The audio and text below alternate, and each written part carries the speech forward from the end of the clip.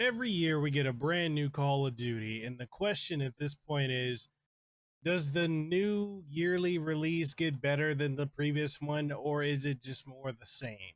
In this instance, we're asking that question when it comes to Call of Duty Black Ops Cold War versus 2019's Call of Duty Modern Warfare.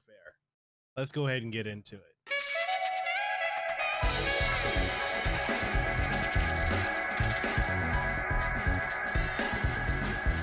Before we kick off this video, I want to give a special thank you and shout out to Activision for hooking me up with a review copy, the Ultimate Edition of Call of Duty Black Ops Cold War for Xbox Series X. I'm just very grateful for the opportunity to be able to cover this game because I do love Call of Duty.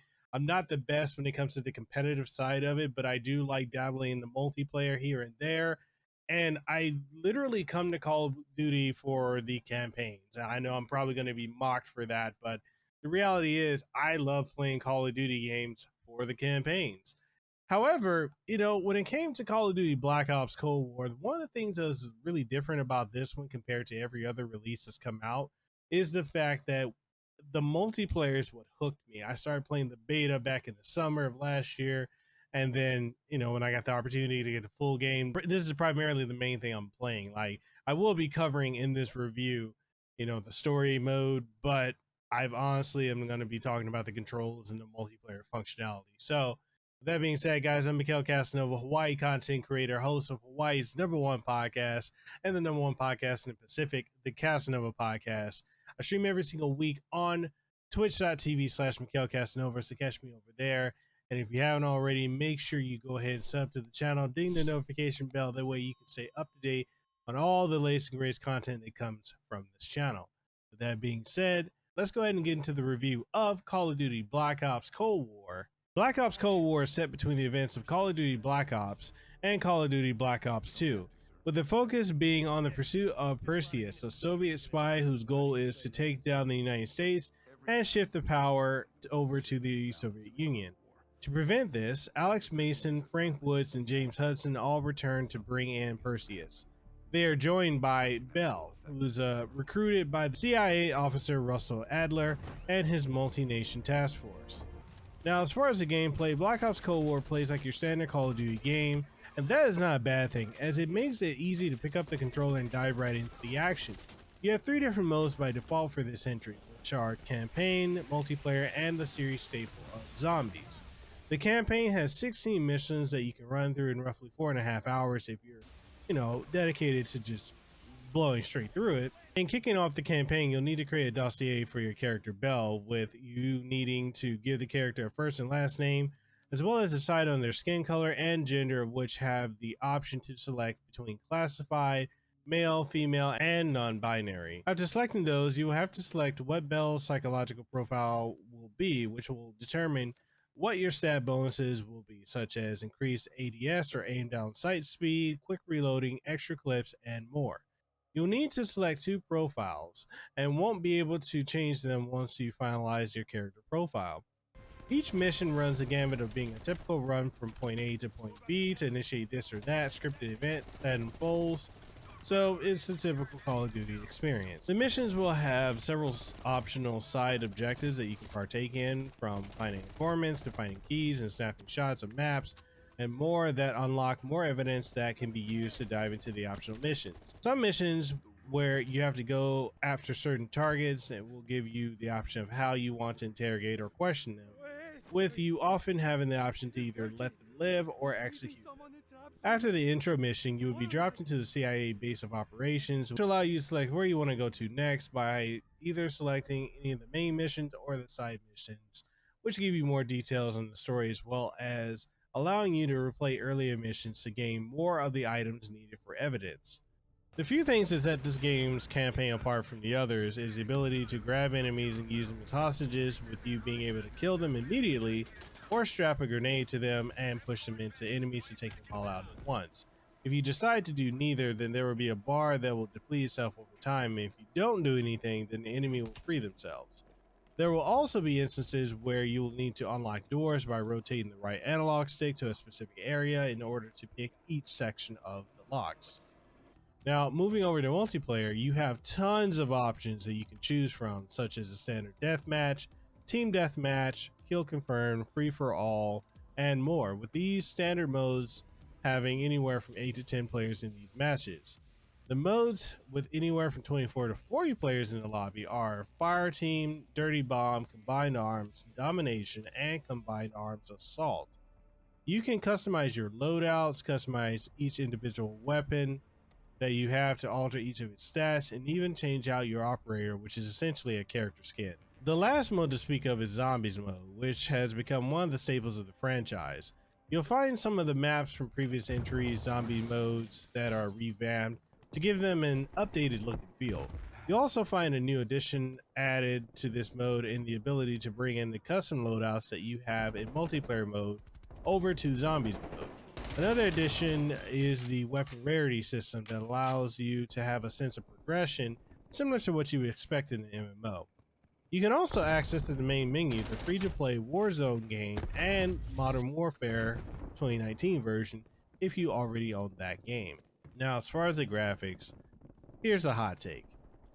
This game doesn't look that graphically impressive, even less so on next-gen consoles, even with the ray tracing and higher frame rate options turned on. The game's in-game graphics for the campaign are either hit or miss, with there being times when the environments look good, if not decent, and then there are times when the game loads low texture qualities, and after a bit you'll start to see the higher quality textures loading in, and this is essentially noticeable with facial detail and character model hair. Aside from those issues, the game's ambience and horizons look stunningly just breathtaking, especially if you're able to look at this game in 1440p or 4K with HDR turned on. The models for the characters are well detailed and look good for last gen models. Not necessarily current generation, as nothing in this game honestly takes advantage of the power of the Xbox Series X or PlayStation 5. Yes, you have the option for ray tracing and higher frame rates on the newer generation consoles, and they do make the game look a lot better. However, there aren't any graphical updates that make this feel like a true next generation title, and honestly, the game looks like a noticeable step down from Modern Warfare. Environments and weapons look good, so there's that, right? As far as the audio goes, the audio in this game is superb, and the voice acting from every character is just incredibly believable, and every weapon sounds like their real life counterparts. What about the game's music? Well, it's fine. It's just that it sounds like a Hollywood summer blockbuster popcorn action flick. Like, there's nothing about this that really just stands out or is remarkable. It's serviceable, but it's not remarkable. There are times when you'll want to stealth around or use the audio cues if you have a really good pair of headphones. And at those moments, you'll be thrown off when the game goes from just the ambience of the environments to out of nowhere, loud action movie music. It's just abrupt and annoying when it happens. Other than that, there's not really much to say here.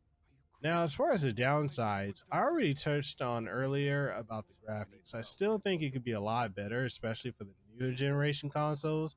As I'm reviewing this on the Xbox Series X, and aside from the ray tracing and higher refresh rate, the game honestly doesn't look much, if at all, different than the Xbox One X version. The texture issues with character models, definitely is something that needs to be patched, because it's really something to see when you see the face and hair textures look rough and then out of nowhere they're smoothed out and they look good. There are even some issues with effects like smoke and fog that just look incredibly unnatural at times, with terrible dithering effects.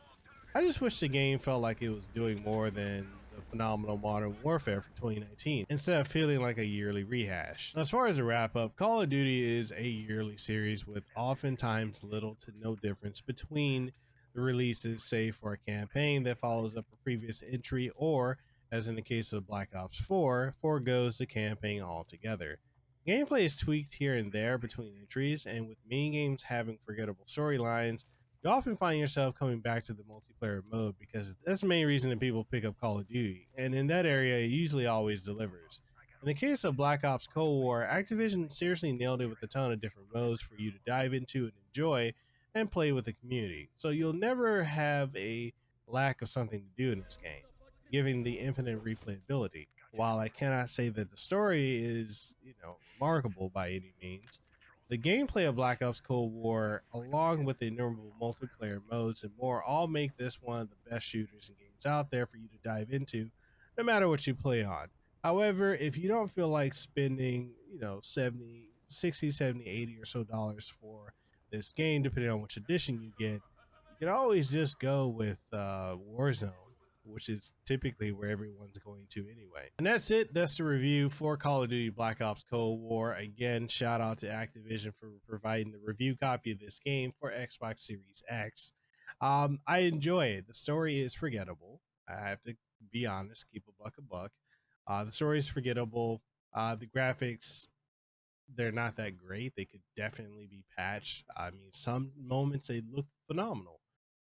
And then it's like the textures are starting to load in. So there's that issue. But other than that, when it comes to the multiplayer modes and everything else, this game has tons of substance to it. So for that matter, if you're into playing online with other people, this is a solid go. Go out and buy this game. But if you're going into this purely for the story, maybe save your money and wait for this to go on sale. But that's my thoughts. What do you guys think? Post your comments below. Tell me what you think. Do you like this game? Do you have it? What platform do you have it on? What mode do you like to play? What's your custom loadout? What's your operator? Let me know all the good details down below. And with that being said, I'm Mekel Kasanova, Hawaii content creator, host of Hawaii's #1 podcast and the #1 podcast in the Pacific, the Kasanova Podcast. I stream every single week on twitch.tv/Mekel Kasanova, so catch me over there. And if you haven't already and you got this far into the video, make sure you subscribe to the channel, ding the notification bell. That way you stay up to date on all the latest and greatest content that comes from this channel. With that being said, I'll catch you guys on the next one. Deuces wow, too sweet, be the elite. I'll see you on the next one. Peace. Hey, you made it to the end of the video. I really want to say mahalo and gracias for doing so. It is truly amazing that I have people that actually enjoy my content. I mean, you made it to the end of the video, so I assume you enjoyed it. If you didn't, hey, there's a dislike button you can always hit. I know, some people like to do that, but hey, whatever. I just am appreciative of the fact that you came through, you watched it, you got to this point. If you want to do me a solid, go ahead and hit the like button if you really liked it. And if you loved it, go ahead and sub for more content like this. If you want to support my work, we've got channel memberships, we got Patreon, and all that will pop up somewhere on the screen here and linked down below. Your support means a lot to me. If you know someone who would enjoy this type of content, go ahead and share it. That's what matters most. You guys watching it and sharing it with someone who might enjoy it, a friend, who knows. With that being said, thank you guys so much for watching. Mahalo again, gracias, and fa'afatai. I will see you on the next one. Yeah, there's 3 different languages I spoke there. So Hawaiian, Spanish, and Samoan. So gives you a little detail as to what I'm mixed with. But with that being said, I'll see you guys on the next one. Y'all stay blessed, stay safe, and yeah, happy gaming, happy streaming. Have a good one.